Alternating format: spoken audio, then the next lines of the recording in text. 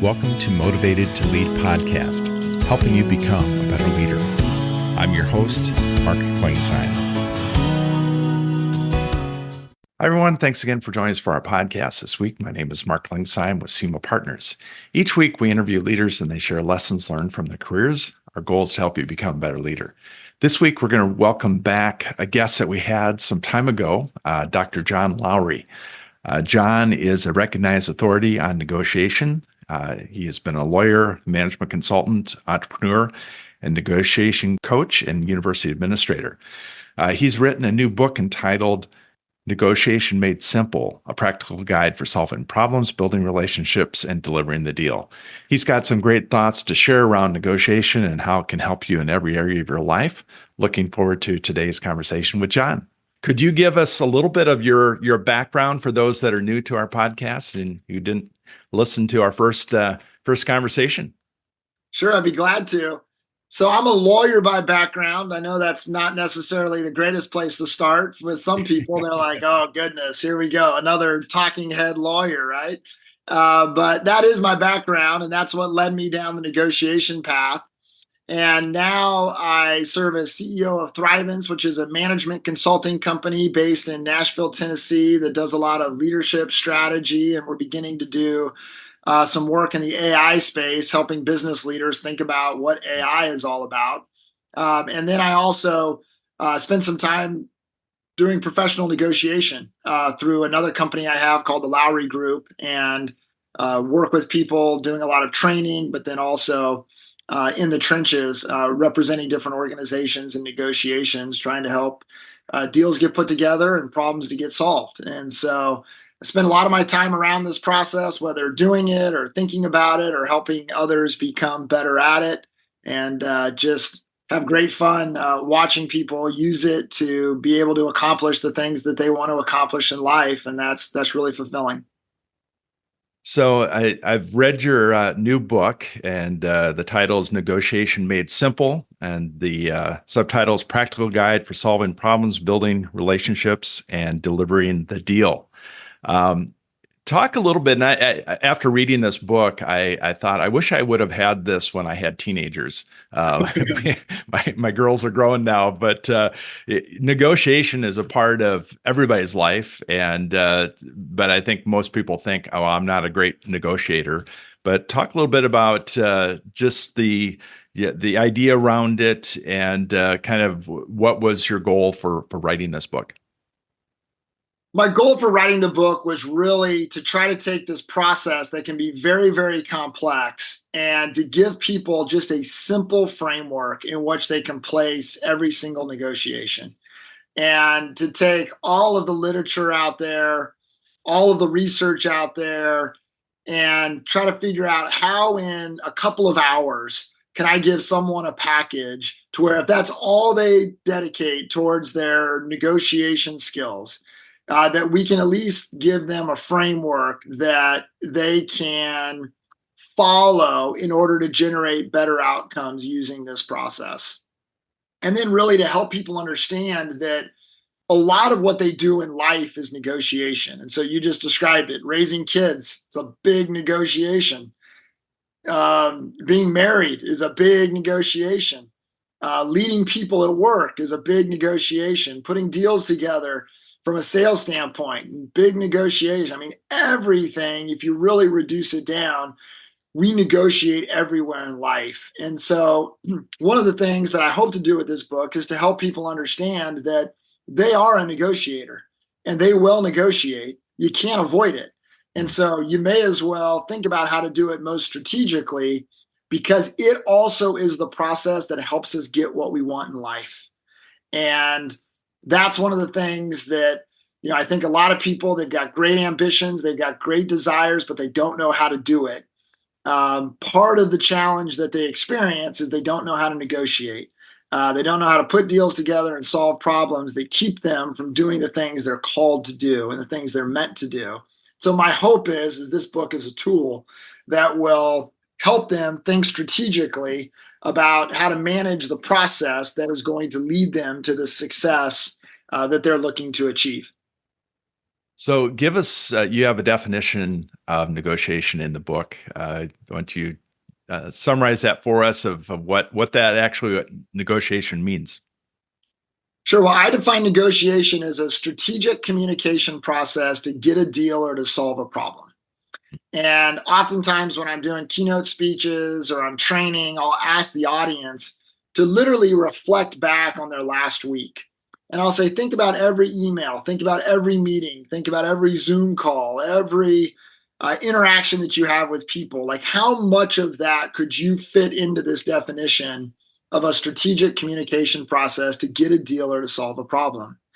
And most of the time, people will shout out numbers, and those numbers will be anywhere from 60% to 90% to 100% to 75%, but they're almost always above 50.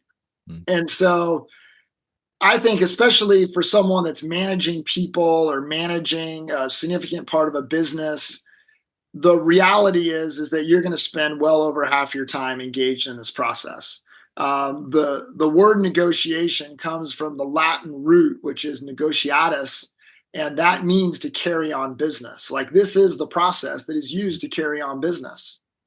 And as a result of that, people are engaged in it all of the time. And so I'll have people in my trainings or in my audiences, I'll have them pull out a business card and scratch out their title, whatever that title is, and write on their business card, professional negotiator. Because I think most people are actually professional negotiators. That's the process that they're going to use to be successful in whatever role that they are in for whatever company or organization that they work for. Mm. And I know you, for the statistic, less than 10% of professionals have had any training. And a lot of our listeners are new leaders or first-time CEOs, and they're having to do a lot of negotiation, whether it's with employees around salary, a lot of different, as you mentioned, daily. It's a big part of their job. Talk about if you were to coach somebody, they had a big conversation that was coming up that they were going to have to negotiate, and you were to give them some coaching. You were in their ear for maybe had a half hour to kind of set up that next conversation. What are some key things that you would recommend to them? And I love the whole framework around you have to be strategic in those conversations.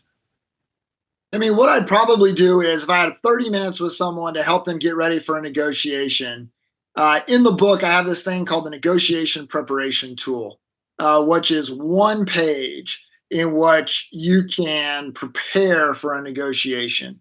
And then in the book, along with that tool, is about 20-something questions to ask that will help someone prepare for a negotiation.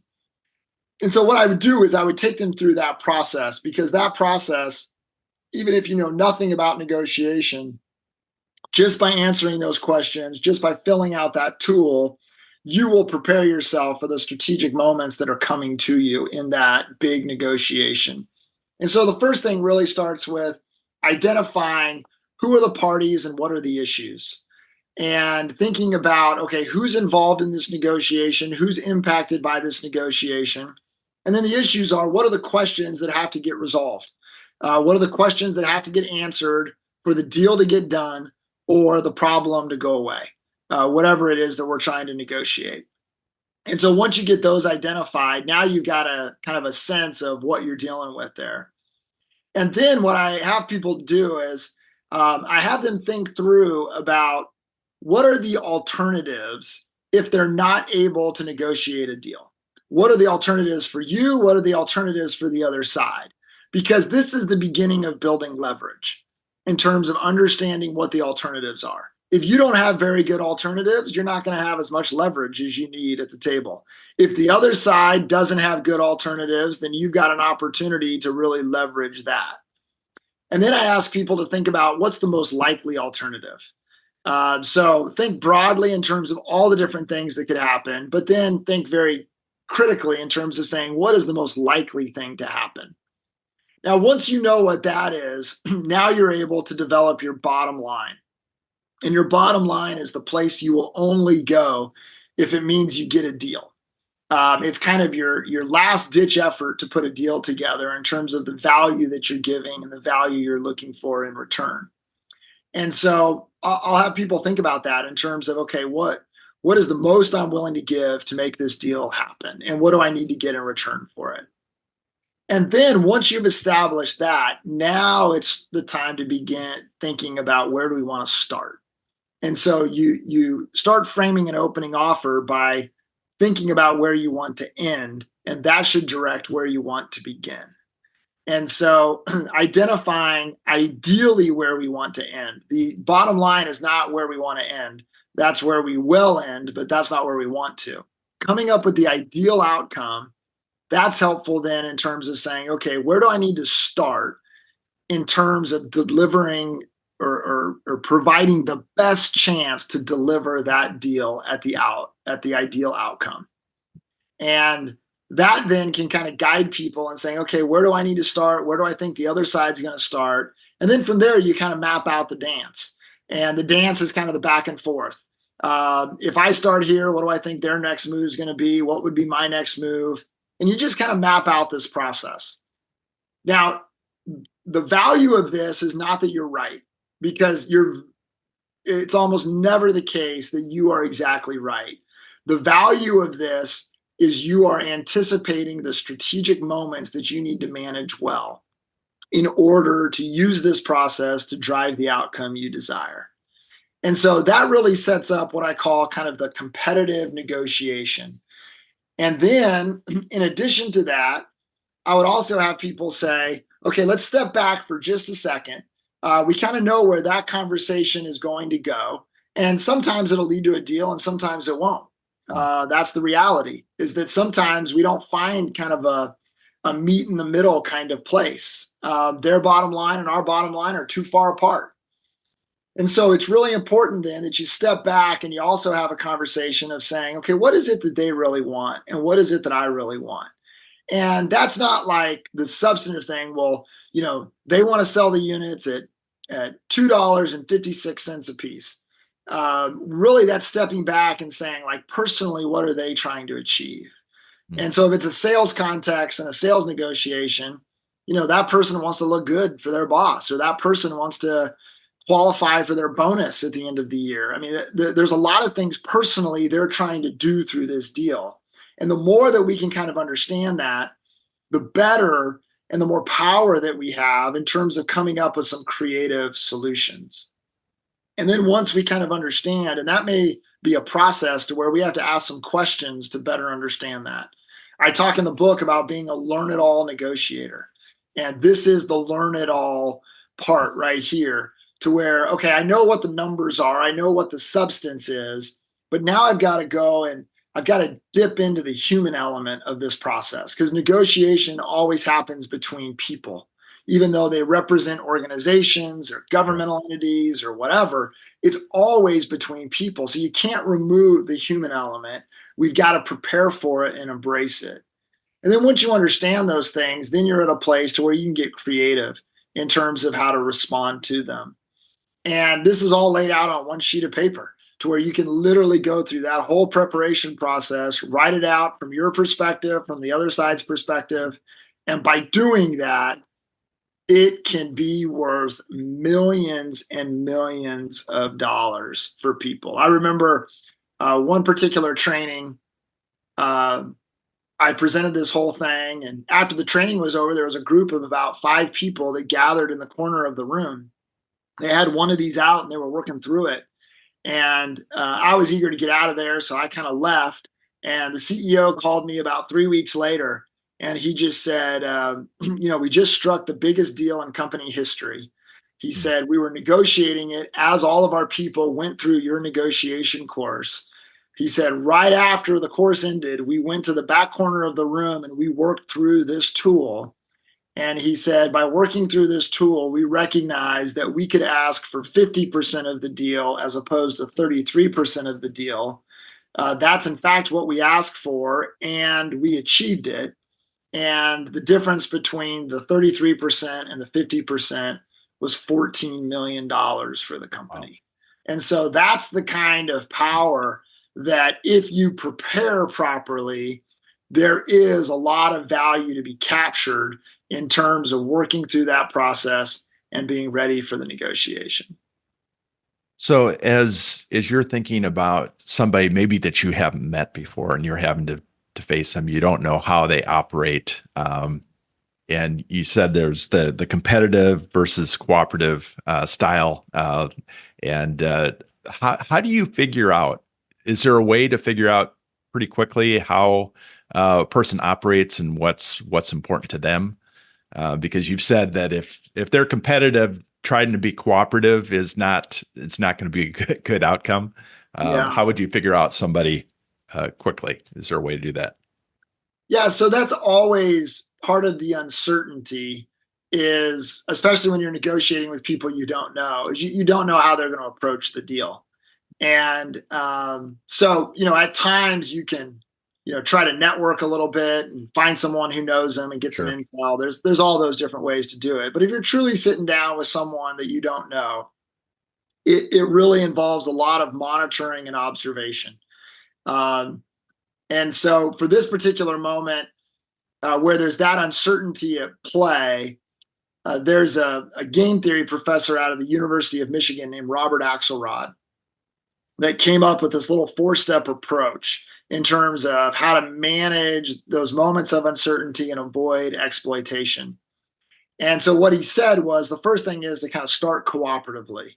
But I would add, but don't risk very much. You just want to see if you can get the cooperative path moving and to see if you can invite them into cooperation with you, because if you can, that's your better path to a deal. But if they're competitive and they don't reciprocate, then Axelrod says you've got to respond in kind, which means even though you may want to be cooperative, you may have to become competitive at that moment because you've realized you got a competitive person on the other side. And they're going not for a win-win, they're going for a single win, and it's theirs, not yours. And so in those moments, you're going to have to be competitive or you'll get exploited, you'll lose. If they're cooperative in response to your cooperation, that's great. Keep being cooperative, see if you can make it happen. And then a third step Axelrod says is you've got to be willing to forgive, because what will happen is if you manage this right, and you start cooperatively, they come back with competition, you're disciplined enough to be competitive in the next move, and they say, I don't want to be competitive. Like, I want to win. I don't want to lose. And they start being cooperative. That's where Axelrod says, you got to forgive them. You got to go back to cooperation with them now that you've got them there, as opposed to looking to retaliate against them for the fact that they tried to compete early in the process. And then the last thing Axelrod says that I think is really valuable here is you have to be clear and consistent. And so the two messages that I think you need to send to the other side that is going to incentivize them to be cooperative with you and help build trust in this process between you and the other side. The two messages are these. Number one is if they are going to be competitive, you will be competitive too. Like, they have to understand that. Right. But they also have to understand that if you are going to be cooperative, or if they are going to be cooperative, you will be cooperative also. And if they understand that if they're competitive, you're competitive, they're cooperative, you're cooperative, then you set up the best possible chance of them being incentivized to be cooperative with you, which can lead to good things. And so in those moments where you don't know who you're negotiating with, if you'll follow those 4 steps, it'll protect you, but it'll also give you the best path to get a good deal with that person. You shared a story about going and purchasing a car. And I heard you have talked about this story. Give that illustration of somebody going in to negotiate and kind of your how you worked through it and kind of your response to the person that was selling the car. Sure. Yeah, this is a true story. And this was one of the experiences I had in my first couple of times buying a car. And this was a moment where my wife and I had both finished graduate school. We were kind of living that stage of life where we were dinks. We were double income, no kids. And we were finally at a place where we could afford a new car. It seemed like it took forever to get there, but we finally got there. So my wife said she had this old 1991 Honda Accord that had like 200,000 miles on it. That thing was so tired. And she was like, "You think we could get a new car now?" And I was like, "Yes, let's go get a new car." She had already picked it out. She wanted this little Acura. And so I was the negotiator, right? And so I was like, "Let me handle this. I got this." And so I call a bunch of dealerships and kind of work through this process of saying, the dealership that gives me the lowest price over the phone, that's where I'm going to go negotiate the deal. If the deal's not done, I'm just going to show up that afternoon to go see if I can't put the deal together there.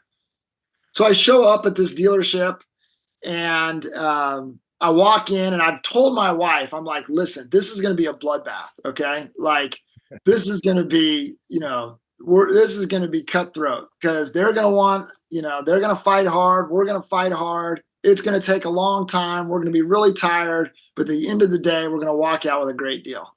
And so I've got her all prepped, ready to go. So we walk into this dealership and I meet this salesperson or sales manager that I've been talking to over the phone. And I say, "Listen, you're best price in town. Congratulations." I said, "But here's the catch." I said, "You got a dealership down the street, one of your competitors, that say that this is a total bait and switch, that you brought me in by giving me this number, but you've got all these fees and things to where this is not really the number for the car.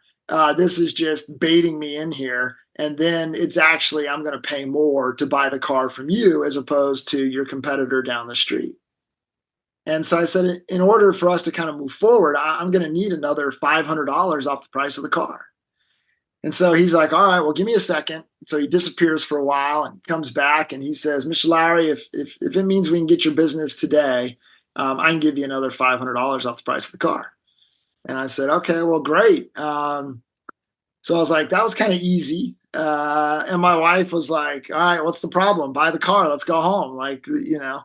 And so I was like, "All right, well, but hold on. We got other parts of this deal we got to talk about." I said, "I got this old Honda. It's like, it's tired, but I need $3,000 out of this old Honda."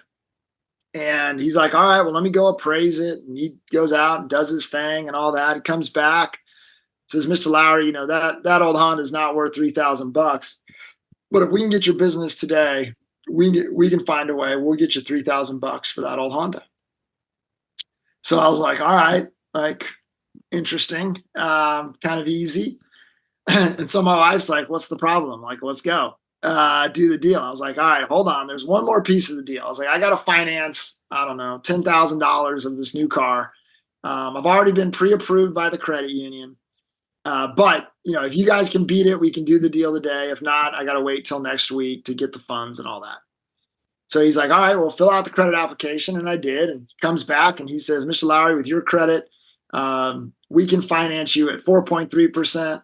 I know you've got 4.7% from the credit union. Are you ready to do the deal?" Now I've got a problem because my problem is I got nothing left to talk about. And he said yes to everything that I wanted. And so he's just being cooperative and getting a deal done, which is great. My wife is like, "I don't know what's so hard about this. Like, do the deal." But me as a competitive negotiator, there's something dreadfully wrong here. And that is that this is supposed to be hard. They're supposed to say no. And instead they're saying yes. And here's what I want people to catch is that in that process of saying yes, he actually started making me nervous that I wasn't getting a good deal because it was way too easy for him. And so I'm now stuck. And so I tell my wife to take a look at this accessories book and to pick something out of the book. And she's like, "We don't need any of this stuff." And I was like, "I don't care. It's not about the stuff. I just need him to say no so that I have the feeling that we're getting a great deal." And so she picked out the trunk mat. And so I told this guy, I got out of the trunk mat.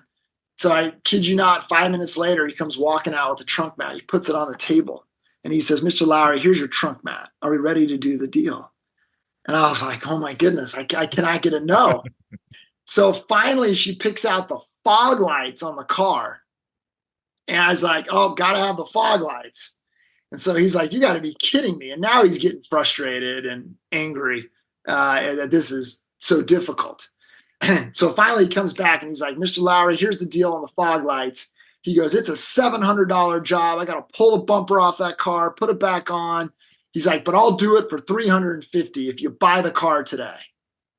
And so in that moment, I got half of what I wanted. And what I needed was a no.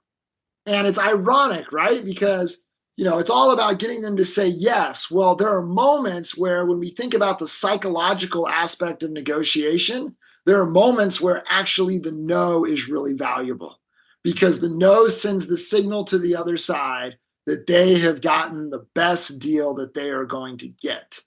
And for people like me that are competitive, that's what I need to know before I'm ready to say yes and do the deal. And so an ironic, surprising kind of negotiation at a car dealership to where they actually weren't aggressive enough to give me the psychological satisfaction that I needed. Yeah, no, that's a great point. You talk about having good manners of negotiation. Talk about that, and kind of as people are again the competitive portion of it, but it really is about people. And I'm thinking today's world, a lot of companies are struggling with retention. There's always that next better offer that's out there for employees. But talk about that as far as a leader, just how you need to take a look at that. Yeah, so it flows right out of this story.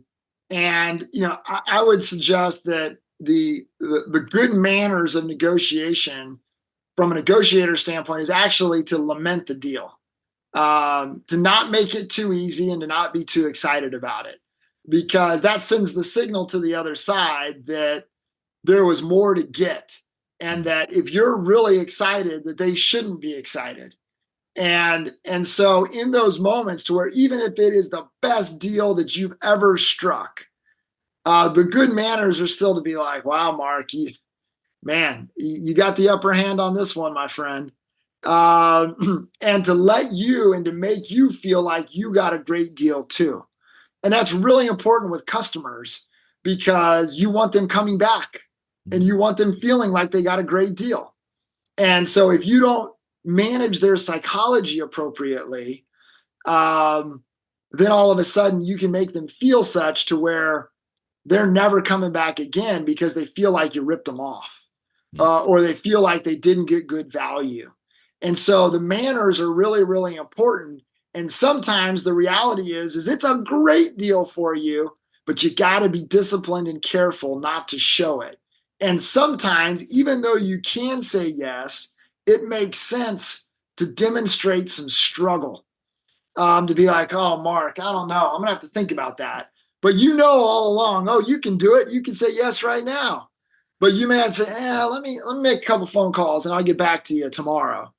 And by doing that, it sends signals that, you have pushed me to the end and that I'm having to struggle to put this deal together.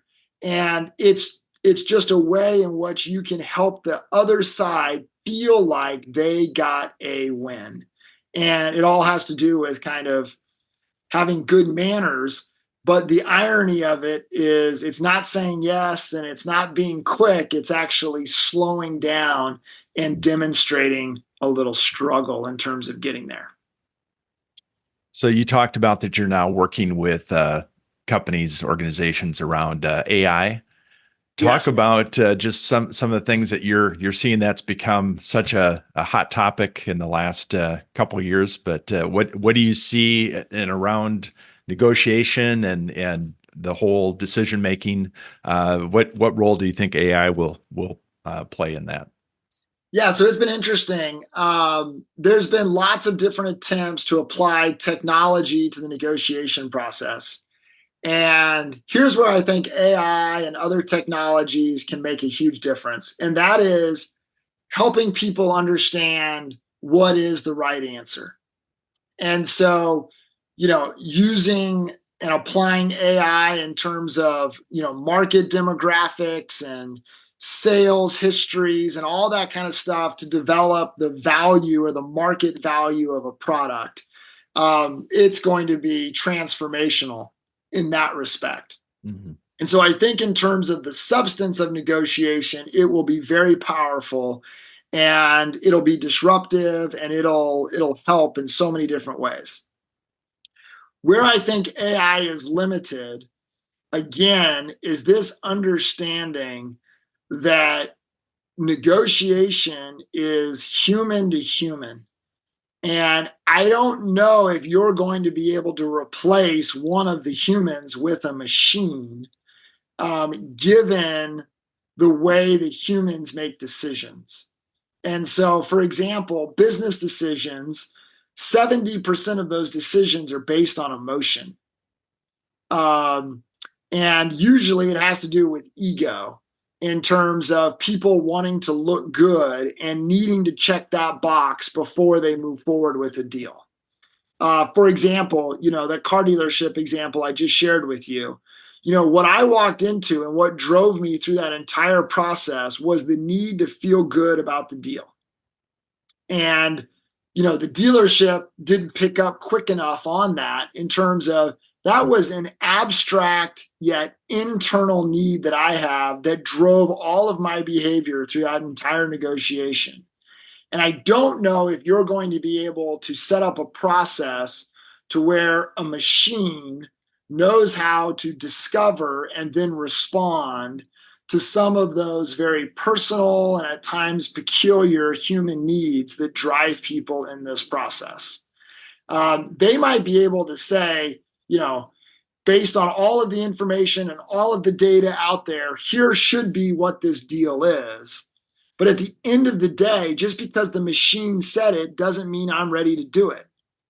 There may be some other things that are needed in terms of getting me to the place to where I'm ready to do that deal. And so the negotiation process has been around for, ever since human civilization.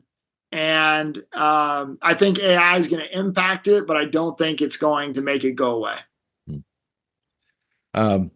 Definitely have. I know our time is coming to a close here with our conversation. Definitely encourage everybody to go pick up your book. And as I mentioned, Don Miller has mentioned that your book is in the top 3 business books of all time, which I think is a great compliment, and definitely encourage people to do that because it's something that everybody can use in their daily lives. So appreciate you writing it. And how would somebody learn more about what you do and your work? Sure. So I think in terms of some of the management consulting stuff, go to thrivence.com. Lots of information there in terms of what we do in the leadership strategy in this AI space. As it relates to negotiation, if you want to become a better negotiator, go to lowrygroup.net. And there are lots of resources there in terms of online courses and other things that you can get your hands on. Negotiation Made Simple. You can buy it wherever you buy books. Amazon, Barnes & Noble, wherever. And then there's also a podcast that I've done called Negotiation Made Simple as well. And you can listen to that anywhere that you stream your podcasts. So lots of resources out there. And I just encourage people to kind of jump in and as part of 2024, make it a priority to become a better negotiator. Whatever it is that you do, you will become better at that by focusing on your negotiation skills. And there's not many things that are so universal to where it helps you in all the different roles that you have in life. But negotiation is one of those things to where you not only will become a better business person or whatever it is that you do in that capacity, but you'll become a better parent and a better friend and a better volunteer and a better spouse and you name it. In those roles in life, this will help you as well. So I would encourage you to check out Negotiation Made Simple. Thanks, John, and wish you continued success. And we'll have you back on with your next book that I'm sure you have in mind. You're probably recovering from the last round, but we'll look forward to the next one. Sounds good. Well, really appreciate what you're doing, Mark, and all the resources that you're providing people. And thanks so much, and look forward to being on again sometime. Thank you for listening to the Motivated to Lead podcast. Please subscribe on iTunes. You can also see a video version of this interview at motivatedtolead.com. This podcast is brought to you by SEMA Partners, helping you find your next great leader.